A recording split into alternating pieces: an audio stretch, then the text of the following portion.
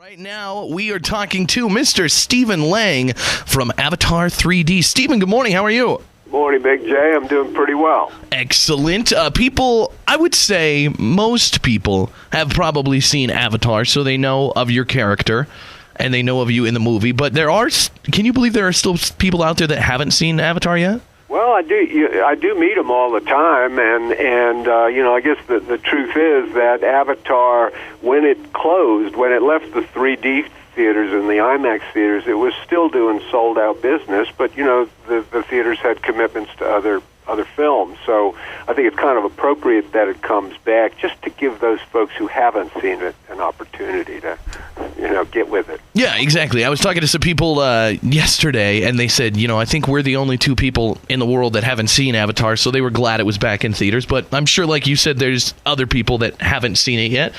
It seems interesting that, movies go into theaters and it's all about how much money can you make. Avatar's back in theaters, and it's already the biggest movie ever financially. It's like, so this is just kind of like a last hurrah. Well, I think what it is, from the moment that Avatar came out, there was this clamoring, this kind of hankering from fans for more information about Pandora. And I think, and since it was shot, I mean, there are many, many scenes that are not in the cut that was released, just because of the kind of time constraints.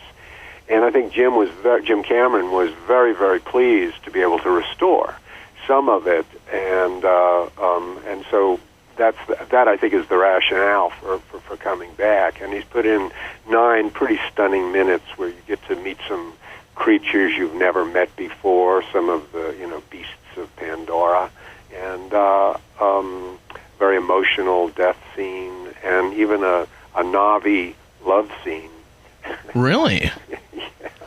Yeah, and then and I'm kind of in and out too, with a little more black-hearted nastiness here and there. Yeah, you were pretty brutal in this film. Watching you out there, it's like you really don't like you. And then when I did this interview, I'm like, oh yeah, he's just an actor. I almost forgot. Well, I mean, I was trying to just do my job as Quaritch, and I think a film needs a really strong and dynamic antagonist, and I just went with the direction that Jim wanted me to go in. Yeah, is this something, did you guys know when you were working on this film how big it was going to be? Was it something where you said, we're working with James Cameron, this is obviously going to be a huge movie, or did you not really know how big it was? The expectations are there, and for a lot of people, there are expectations for failure. And, it's worth noting that a year ago, if you went on the Internet, you would have seen Avatar, which was yet to be released. Release was still 4 months off, being dissed all over the place. A lot of people. So we always felt we were working on something very special, very unique. But I don't think anybody could have projected the worldwide embrace that the film has had. It's just been, it's unprecedented, and I think it was somewhat unexpected. Do you get to travel? Did you get to do some of the premieres in other countries?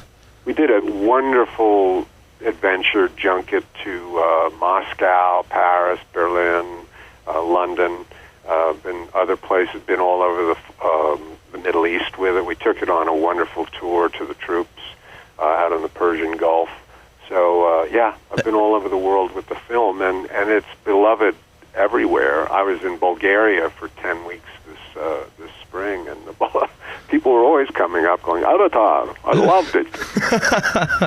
It's interesting to me that you're, a lot of people do either they start on stage, go to film, or they do, stage and film here and there. You are a stage actor and do a lot of stage acting. Is it hard for you or different for you to go from doing something so organic, and live in front of people to doing something like not just a film, but a film like Avatar with so much CGI and so many computers and technology involved? Well, not so much. It's all part of your, your repertoire. It should be. I've been bouncing back between film and theater and television for many, many years, and just try and keep learning as I go. I kind of think that no matter what you're doing, pretty much every time out, you have to reinvent the whole process of acting. Every film, every play has its own particular demands.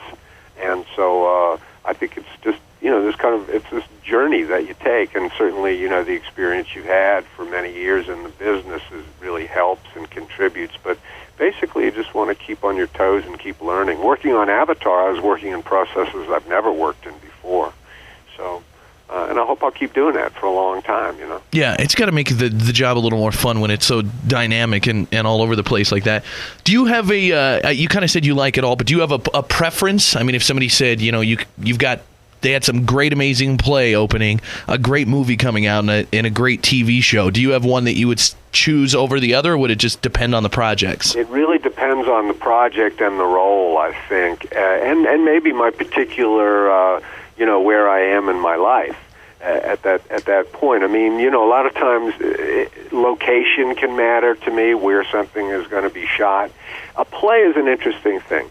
To me, the only reason to do a play is when you read it and you go, oh, no, I have to do this. Oh, no. Because it's like, there's going to be a lot of time and a lot of pain involved. Plays are really, really tough, particularly when you're doing them 8 times a week, which is, standard. Yeah.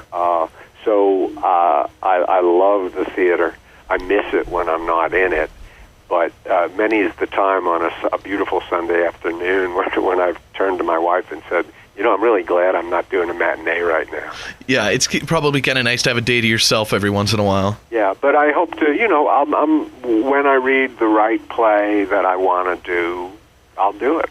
That's great. What else do you have coming up in the future? What projects are you working on now? Well, let's see. I'm about to start a picture called "Someday This Pain Will Be Useful to You," which is a kind of a Catcher in the Rye type story, and I'll be in it with Marcia Gay Harden, who's spectacular, and Ellen Burstyn. And then I just finished Conan, as in Conan the Barbarian, which will be out, and I think that's going to be a hoot of a movie. That's a big old popcorn epic. Mm-hmm. And this and that. I have a film called White Irish Drinkers that I finished. That'll be at Toronto in the festival this year. So I've been staying busy, thank goodness, and hope to keep working in the future. Right now, we're just sort of it's fun to revisit Avatar, because after this huge burst that we had, at the beginning of the year, for the last few months, it's subsided, and here we are again opening the film. Yeah. Just back in theaters. Well, hey, I think a lot of people that saw it the first time are excited to see the extra footage, or just excited to see it in theaters again. And I know there are people, like we said earlier, that haven't seen it yet. So this is a cool opportunity for them. And everybody who hasn't seen it can go see you and go like, wow, that guy seemed so nice and he's such a jerk. And you're doing your job. You. Stephen Lang from Avatar 3D, back in theaters. It opens today again. So if you haven't seen it, check it out. And if you have a chance to see some new footage. Stephen Lang, it's been great talking to you, and hopefully we'll talk to you again in the future, man. Have a good one. Nice talking to you. Have a good day. You too. Bye-bye. Nice guy, man. Very nice guy. The Big J Show. Weekday mornings from 6 till 10 on Billings' #1 hit music station, Hot 101.9.